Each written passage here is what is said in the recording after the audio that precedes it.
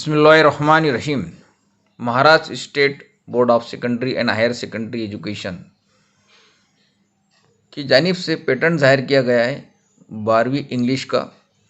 अब इसके distribution of mark as per the section in the activity sheet कैसी हुई आपको बताई जाएंगी।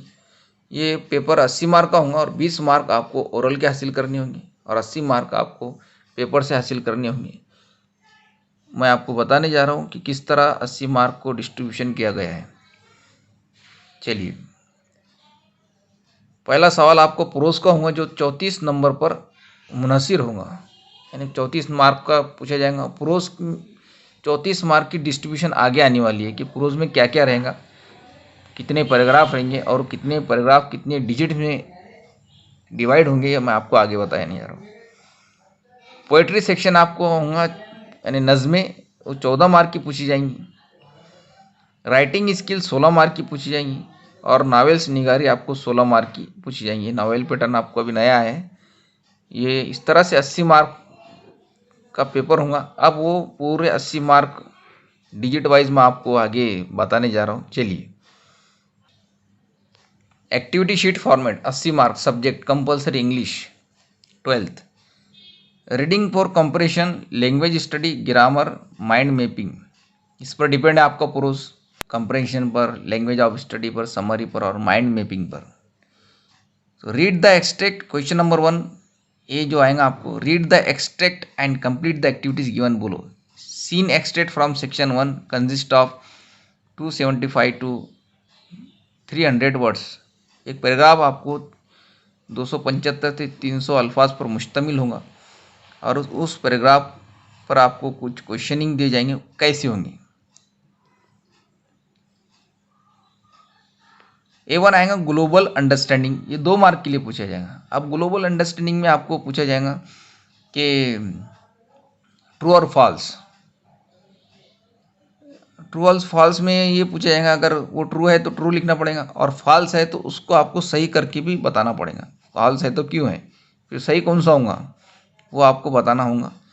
और उसके अंदर सीक्वेंस आएगा, पैराग्राफ में आपको कुछ तो भी डिसऑर्डर इवेंट्स दिए जाएंगे, आपको उनको ऑर्डर से लगाना पड़ेगा। ये ग्लोबल अंडरस्टैंडिंग के तौर पर पूछी जाएंगी। ये 2 चीज़ें आपको पूछी जाएंगी। कुछ ब्लैंक्स दी जाएंगी जो आपको कंप्लीट करना हो, ये भी हो सकता है कि सेंटेंस कंप्लीट करके बताइए, इस तरह भी हो सकता है। तो 2 मार्क के लिए ट्रू और फॉल्स, करेक्ट इनकरेक्ट और sequence in order. Complex factual question, ये भी 2 मार्क के लिए पूछा जाएगा। ये आपको, जिसमें आपको एक ऐसा बात पूछी जाएंगी जो पैराग्राफ पर निर्भर रहेंगी, जो आपको डिटेल बताना पड़ेगी। इन्फ्रेंस, इंटरप्रिटेशन एंड एनालिसिस, ये एक जुमला रहेगा, उसको एक्सप्लेन करना पड़ेगा। इसके अंदर तो A2 में यानी कॉम्प्लेक्स फिक्शन में आपको डिस्क्राइब करना पड़ेगा और इन्फ्रेंस में आपको एक सेंटेंस रहेगा, उसको एक्सप्लेन करना पड़ेगा कि ऐसा क्यों हो, इसका इंटरप्रिटेशन बताना पड़ेगा, तो उसका एनालिसिस करना पड़ेगा कि ये जुमले का तज्जिया क्या हो सकता है। ये 2 मार्क रहेगा, जो कि पैराग्राफ पर ही डिपेंड रहेगा, लेकिन वो आपके IQ पर डिपेंड करेगा। A4 में पर्सनल रिस्पॉन्स दिया जाएगा, ये भी 2 मार्क का होगा। पर्सनल रिस्पॉन्स यानी उसी से रिलेटेड एक क्वेश्चन किया जाएगा कि अगर वो अंधश्रद्धा पर, ब्लाइंड फेथ पर अगर पैराग्राफ है, जैसे कि एन एस्ट्रोलॉजिस्ट डे का पैराग्राफ आ गया अगर आपको, तो आपको सवाल पूछा जा सकता, we should contradict the superstition because, इस तरह से सवाल पूछे जाएंगे। We should contradict the superstition because, हमने सुपरस्टिशन का इनकार करना चाहिए, बिकॉज क्योंकि। अब आगे एक्सप्लेन करना पड़ेगा आपको। लैंग्वेज ऑफ स्टडी में, लैंग्वेज स्टडी में आपको ग्रामर पूछा जाएगा, जिसमें active voice, passive wise, add a question tag, degrees, narration, preposition etcetera. Vocabulary, इसके अंदर सिनोनिम और एंटोनिम्स, हममानी और उलट अल्फाज, समानार्थी और विरुद्धार्थी शब्द आपको पूछे जाएंगे। तो इसमें पैसेज में से दिए जाएंगे, हो सकता है कि उसमें आपको ऑप्शन दे, ये भी मे भी पॉसिबल। इस तरह से ये आपके 12 मार्क का हो गया। अब 4 नंबर का जो रहेगा तो उसी पैसेज पर लैंग्वेज स्टडी, उसी पैसेज पर आपको दोबारा 4 नंबर के लिए ग्रामर पूछा जाएगा। ग्रामर में आपको नरेशन, सिंथेसिस में आता है unless, no sooner than, as soon as, hardly when, या इंटरचेंज द टेंसेस, कोई टेंस दिया जाएगा उसको इंटरचेंज करने के लिए, दूसरे टेंस में तब्दील करने के लिए कहा जाएगा। डिग्रीज या सिंपल कॉम्प्लेक्स कंपाउंड सेंटेंस पूछे जाएंगे, ये भी पूछे जा सकते हैं आपको। निगेटिव अफर्मेटिव पूछे जा सकते हैं आपको। तो ये था 16 नंबर का पहला क्वेश्चन आपका। अब दूसरा है 18 नंबर का क्वेश्चन है आपको। दूसरा पैराग्राफ आपको पूछा जाएगा, ये अनसीन पैसेज रहेगा। Read the extract and complete the activities. इससे पहले जो पैसेज गया वो सीन पैसेज रहेगा। अब दूसरा अनसीन पैसेज जो आएगा आपको, ये देखिए, वो ग्लोबल अंडरस्टैंडिंग आपको 2 मार्क के लिए पूछा गया जाएगा। मैंने बताया ग्लोबल अंडरस्टैंडिंग में ट्रू और फॉल्स, करेक्ट, इनकरेक्ट, या complete the sentence, order, disorder, आपको ऑर्डरिंग में लिखना पड़ेंगे। Events in order, disorder events को ऑर्डरिंग में लिखना पड़ेगा। कॉम्प्लेक्स फैक्चुअल क्वेश्चन में आपको डिटेल करके जवाब देना पड़ेगा, जिसमें वजूहत बताई जा सकती है। इसमें WH क्वेश्चन तो नहीं आना है, लेकिन आपको एक्सप्लेन या गिव रीज़न करके इस तरह से कोई सवाल पूछा जा सकता है। इन्फ्रेंस, इंटरप्रिटेशन, एनालिसिस, कोई भी एक वाक्य का आपको तज्जिया करके बताना पड़ेगा, उसको एक्सप्लेन करके बताना पड़ेगा। The polite man may loss the material advantage but he always has the spiritual victory, explain it. ये ऑन सीइंग प्लीज का सेंटेंस है, आपको इसका एनालिसिस, तज्जिया करके बताना पड़ेगा। पर्सनल रिस्पॉन्स, उसी पैसेज से रिलेटेड एक पर्सनल क्वेश्चन आपको, आपके ज़ात से, आप कोई भी जवाब दे सकते हो उसके अंदर, इसके लिए अंदर कोई बंदिश नहीं है, बॉन्ड नहीं, आप बिल्कुल लिखते जाइए। 2 मार्क के लिए सवाल पूछा जाएगा। लैंग्वेज स्टडी में वैसे ही 2 mark, grammar, change the voice, no sooner than, hardly when, add a question, tag, interchange of tenses. Vocabulary में आपको सिनोनिम, एंटोनिम्स दिए जाएंगे, वो आपको करके बताना पड़ेगा। यही पैराग्राफ को, अनसीन पैसेज को आपको समरी राइटिंग में, अब समरी कहते हैं किसी चीज़ को, बड़े वाक्य को मुख्तसर बता देना, सम करना, छोटा करना। ये डिटेल में आपको पेज नंबर आपकी बुक में 135 पेज नंबर पर दिया गया है, समरी राइटिंग कैसे लिखे करके, वो डिटेल में दिया गया। आप उसको पढ़िए कि समरी ये 3 नंबर की है, कैसे करेंगे हम। तो इस तरह से ये 12, 3, 15 और एक 3 नंबर का आगे आ रहा है, वो बता रहा हूँ आपको। समरी राइटिंग में बहुत इंपॉर्टेंट चीज़ है। समरी राइटिंग लिखने के लिए आपको किन बातों का ख्याल रखना चाहिए? सबसे पहले तो पैराग्राफ को 2 बार पढ़िए, उसके बाद समझिए, फिर उसकी इंस्ट्रक्शन, उसकी हिदायतों को पढ़िए, और किन किन चीज़ों को हमको समराइज़ करना है, मुख्तसर करना है, इन चीज़ों को ढूंढिए और उसमें से मेन आइडिया निकालो। पूरा डिटेल में से मेन आइडिया कि इसकी पैराग्राफ किस चीज़ पर मुनस्सिर है, उसका मेन आइडिया निकालो। शॉर्ट सेंटेंस का इस्तेमाल कीजिए और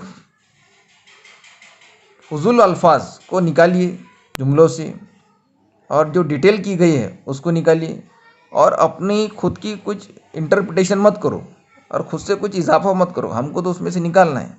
तो इस तरह से समरी लिखना पड़ती है, मुख्तसर करना पड़ती है। तो पेज नंबर 135 पर आप जाएंगे तो आपको समझ में आएगा कि किस तरह समरी लिखनी है। अब 3 नंबर का आएगा mind mapping. Develop a mind mapping frame design using your ideas, thoughts, concept to illustrate develop on the given topic. एक टॉपिक दिया जाएगा आपको, उसको आपको किस तरह से आप मैप बनाते हैं, मैप यानी नक्शा, किस तरह से मैप बनाती है, ये किताब में आपको 141 पर दिया गया है। आप किताब में देखिए, उसकी डिटेल में आपको माइंड मैपिंग किस तरह हल करेंगे।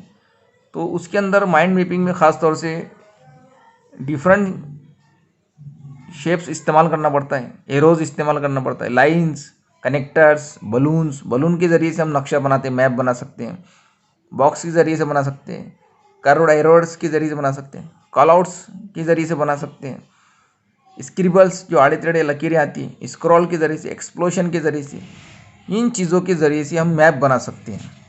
तो मैप बनाकर हम फिर उसको पूरे पैराग्राफ को वजाहत के साथ के मैप के ज़रिए से बयान करते हैं। तो उसमें आपको पेज नंबर 141 पर माइंड मैपिंग के पूरे बात बयान की गई है कि अपने आइडियाज़ को एक मैप के ज़रिए से कैसे पेश कर सकते हैं हम। एक मैप देखने के बाद से पूरी थ्योरी हमारे सामने आ जाना चाहिए, उसका बयान करते आना चाहिए। तो ये हो गया 18 नंबर का सवाल number 2, section poetry. Section poetry में भी आपको वही ग्लोबल अंडरस्टैंडिंग जो है, आपको छोटे 2 सवाल पूछे जाएंगे। इन्फ्रेंस, इंटरप्रेटिंग, एनालिसिस की 2 सवाल पूछे जाएंगे। मैंने बताया आपको एक सेंटेंस का एक्सप्लेनेशन। पर्सनल रिस्पॉन्स आएगा आपको पोएट्री पर। पोएटिक डिवाइस में आपको फिगर ऑफ स्पीच लिखना पड़ेगी। आपको फिगर ऑफ स्पीच की डेफिनेशन और पहचान याद होना चाहिए। क्रिएटिविटी, अब आपको एक लाइन दी जाएंगी और उसी लाइन पर कि आपको अपनी खुद की नज़्म कंपोज करके बताना पड़ेगा 2 मार्क के लिए। तो बहुत आसान होती है कि राइमिंग वर्ड्स मिला लिए, अगर सेंस कंप्लीट हो रहा है तो आपकी पोएम कंपोज हो जाएंगी। कोई फिक्र की बात नहीं, आसानी से। ईस्ट या west, India is the best, इस तरह से। एप्रिसिएशन ऑफ पोएम, ये तो आपको हर पोएम याद कर लेना चाहिए। ये 10 से 15 लाइन पर मुनहसर होंगी और इसमें आप सब याद कीजिए। पोएम्स, पोएट का नाम, उसमें फिगर ऑफ स्पीच कौन कौन से इस्तेमाल हुए, कौन सी लाइन है फिगर ऑफ स्पीच की, वो भी याद करना पड़ेंगे। वो पूरी आपको सेंट्रल थीम, आइडिया, क्या पसंद करते हैं आप, क्या नापसंद करते हैं, सब क्वालिटीज़ लिखनी पड़ेंगी उसके अंदर। मैं आपको बता दूंगा कि एप्रिसिएशन स्पेशल मैं उसको एक वीडियो बनाकर आपको पेश कर दूंगा। राइटिंग स्किल में क्या क्या आएगा, 16 नंबर का आएगा स्टेटमेंट ऑफ पर्पस, SOP। ये आपको आपकी किताब में पेज नंबर 153 पर दिया गया है, 153 पर दिया गया है। इसमें आपको एक यूनिवर्सिटी को एक लेटर लिखना है, पत्र लिखना है, जिसमें आप एडमिशन लेना चाहते हैं कौन से कोर्स के लिए, और अभी आप क्या कर आए हैं और आप क्या बनना चाहते हैं, वो सब आपको लिखना है। और आपकी क्या क्या उपलब्धियाँ अभी तक आपने हासिल की है वो लेटर लिखना है। वो लेटर राइटिंग में आपको स्पेशल बताऊंगा। स्टेटमेंट ऑफ पर्पस, जिसको SOP कहते हैं। ग्रुप डिस्कशन करना पड़ेगा या ड्राफ्टिंग वर्चुअल मैसेज आपको लिखकर बताना पड़ेगा। Email report writing, interview. Email कैसा लिखते हैं कि उसमें एड्रेस होता है, फिर सब्जेक्ट डाला जाता है और उसमें एक पैराग्राफ होता है। तो स्टेटमेंट ऑफ, ये तमाम तर 500 वर्ड्स पर मुश्तमिल होना चाहिए। This should be consist of 500 words. ये 4 नंबर के लिए 500 अल्फाज पर आपको एक तो ड्राफ्टिंग वर्चुअल मैसेज लिखना पड़ेगा, या स्टेटमेंट ऑफ पर्पस, या लेटर राइटिंग लिखना पड़ेंगे, या ग्रुप डिस्कशन आपको 500 अल्फाज पर करना पड़ेगा। ये भी ईमेल राइटिंग भी 500 अल्फाज पर आपको लिखना पड़ेगा। इंटरव्यू ये ऑप्शन में रहेंगे आपकी। सी में आएगा स्पीच, कोई टॉपिक दिया जाएगा आपको स्पीच करके बताना पड़ेगा, और या कोई आइडियाज़ को एक्सपांशन करके बताना पड़ेगा। डी में है रिव्यू, ब्लॉग, अपील। रिव्यू तो देखेंगे आपने वीडियो पर भी बहुत सारे रिव्यू आते हैं, जैसे कि कोई फिल्म रिलीज़ होती है तो उस पर रिव्यूअर्स बताते हैं कि ये फिल्म में ये ख़ास बात है, ये बुरी बात है, ये फिल्म चलेंगी या नहीं चलेंगी, लोगों को पसंद आएंगी कि नहीं आएंगी। तो उसमें ख़ास मेरिट्स और उसके डीमेरिट्स बताना है। रिव्यू और ब्लॉग लिखना पड़ेगा आपको किसी टॉपिक पर, या किसी एक उन्वान पर अपील करके बताना पड़ेगा। ये भी 500 अल्फाज पर मुश्तमिल होना चाहिए। इन तीनों में से आपको एक ही हल करना है। तो सबसे आसान तो मुझे रिव्यू नज़र आता है, और उसमें से सी में स्पीच आसान है, और बी में ईमेल आसान है, और ए में स्टेटमेंट ऑफ पर्पस जो आप करना चाहते हैं ये आसान होंगे आपको लिखना। क्वेश्चन नंबर 5 नॉवेल्स पर डिपेंड है, और जो कि 16 नंबर का है। 1 हिस्ट्री ऑफ नॉवेल, ये 4 नंबर के लिए पूछा जाएगा, जिसमें activities on history of English novel 2 mark के लिए, activities on history of English novel ये भी 2 मार्क के लिए। अब इसमें जो MCQ, मैच द कॉलम, कुछ सवालात पूछे जाएंगे।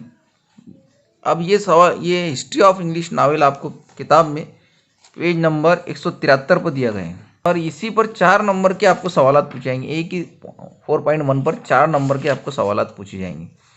इसमें मैच द पेयर आएगा, इसमें एमसीक्यूज आएंगे, इसमें क्रोनोलॉजिकल ऑर्डर यानी आपको तरतीब में लिखना पड़ेंगे, ऑर्डर में लिखना पड़ेंगे वाक़यात, इवेंट्स, हिस्ट्री सही तरीके से। तो आपने अगर इसको याद कर लिए तो बहुत बेहतर होंगे, 4 नंबर आपके फिक्स हो जाएंगे। इसमें फिल इन द ब्लैंक्स भी आएंगे, ट्रू और फॉल्स भी आएंगे, एलिमेंट्स ऑफ नावल और एनी अदर नावल एक्टिविटी भी आएंगी। तो ये पेज नंबर 173 से लेकर 177 तक ये आपको प्रैक्टिस कर लेना है 4 नंबर के लिए। ये आपके 4 नंबर फिक्स हो जाएंगे। फिर बी में दूसरा नावल पूछा जाएगा, ये भी 4 नंबर के लिए पूछा जाएगा। 4.2 टू सर्व विथ लव, ये भी 4 नंबर पर पूछे जाएंगे। इसके अंदर भी describe, explain, compare, contrast, name, discussion, इसकी भी ब्रेन स्टॉर्मिंग में जाकर आप देख सकते हैं कि किस टाइप के सवाल आएंगे। इसके ब्रेन स्टॉर्मिंग में उसके सवाल क्वेश्चन दिए गए, टाइप्स ऑफ क्वेश्चन दिए गए हैं कि इस तरह के सवाल आपको पूछे जा सकते हैं पेपर में। तो उसी टाइप के क्वेश्चन आपको उसके अंदर आएंगे। तो ये भी याद कर लीजिए, ये भी 4 नंबर का है, यानी हर नावल पर आपको 4 नंबर मिलना ही है। फिर सी में दूसरा नावल इस्तेमाल किया जाएगा, पूछा जाएगा, जिसमें आपको describe, explain, compare, contrast, name, discussion, फिर illustrate, interpret, narrate, justify, find and identify, ये भी पूछे जाएंगे। तो इसकी भी सवालात किस तरह आएंगे, ये पेज नंबर ब्रेन स्टॉर्मिंग में दिए जा चुके हैं और ये सिर्फ बुक्स में ही इस्तेमाल होंगे। फिर एक नेक्स्ट नावल में से आपको वो भी 50 अल्फाज पर, यानी हर नावल को पर आपको 50 अल्फाज पर कुछ ना कुछ प्लॉट, थीम ये लिखना ही है। Describe, explain, compare, illustrate, interpret, ये जो है सवालात आपको 50 अल्फाज पर मुश्तमिल लिखना होंगे। हर सवाल को 2-2 सवाल पूछे जाएंगे, दोनों सवाल आपको 4 नंबर के लिए पूछे जाएंगे, 2-2 नंबर के लिए। तो ये कंप्लीट करना है। ब्रेन स्टॉर्मिंग में जाकर आप देख सकते हैं किस टाइप के सवाल आएंगे आपको। तो ये था नावल निगारी पर। तो नावल निगारी 16 नंबर पर मुश्तमिल है। इसके पक्के सवाल आते हैं, पक्के फिक्स नंबर्स है। तो इसको ज़्यादा से ज़्यादा याद कर लीजिए और पक्का याद कर लिया और ब्रेन स्टॉर्मिंग में जाकर उसके सवालात की प्रैक्टिस कर लीजिए और नावल्स, हिस्ट्री ऑफ नावल्स को याद कर लीजिए। तो आपको ऑर्डर, सीक्वेंस सब याद हो जाएंगी, मैचिंग भी याद हो जाएंगी। फिर इंटरप्रेट भी आप आसानी से कर सकते हैं, एनालाइज भी कर सकते हैं, डिस्क्राइब भी कर सकते हैं आसानी से, अगर वो याद हो गया आपको तो ये था हमारा 12वीं का इंग्लिश का पेपर। उम्मीद है आपके समझ में आया होगा और इस ताल्लुक से जो भी आपके क्वेश्चनिंग है तो आप मैसेज में डाल सकते हैं। इसके बाद मैं आपको एक स्पेसिमेन भी दूंगा कि पेपर कैसा रहेगा करके। अभी मैं बना रहा हूँ, इंशाल्लाह मैं यूट्यूब पर मेरा खुद का पेपर सेट करके डालूँगा। इसकी कुछ PDFs है तो वो PDFs भी मैं ग्रुप पर डालूँगा, फतेह ग्रुप पर आप बने रहिए। तो ज़रूर उस पर मैं सारी PDF डालूँगा कि किस तरह के क्वेश्चंस आएंगे। तो उम्मीद है आप इस चैनल पर बने रहेंगे और इसको सब्सक्राइब करेंगे, लाइक करेंगे, कमेंट करेंगे, शेयर करेंगे। जज़ाकल्लाह, शुक्रिया।